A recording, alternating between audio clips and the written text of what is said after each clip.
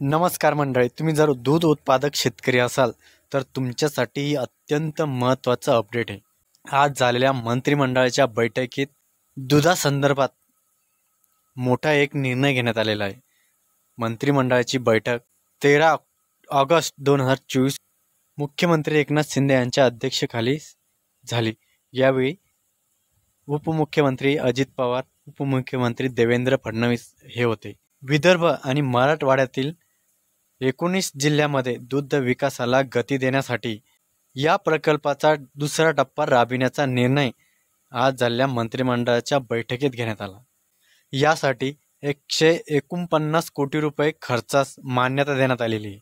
प्रकल्पाची एकूण किंमत आहे 328 कोटी रुपये 82 लाख. यापैकी 179 कोटी 16 लाख हिस्सा हा शेतकरी आणि पशुपालकांना द्यायचा आहे. राज्याची अर्थव्यवस्था $1 ट्रिलियन करण्याचे शेती आणि शेतीपूरक व्यवसायाचा यामध्ये समावेश असून यामध्ये दुग्ध व्यवसायाला देखील मोलाचा वाटा आहे.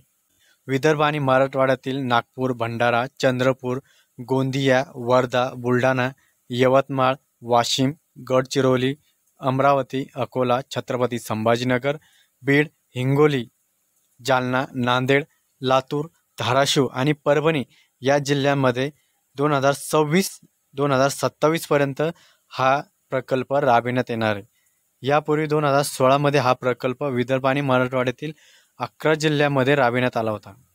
या प्रकल्पात गोठीत रेत मंत्राचा वापर करून कृत्रिम रेतनाची व्यवस्था तसेच भ्रूण हत्यारोपण करून दुधाळ जनावरांची संख्या वाढविणे, शेतकऱ्यांना वैरण विकास कार्यक्रम, संतुलित आहार आणि दर्जेदार चारा पुरवठा करणे पशुपालकांचा हाच उद्देश आहे.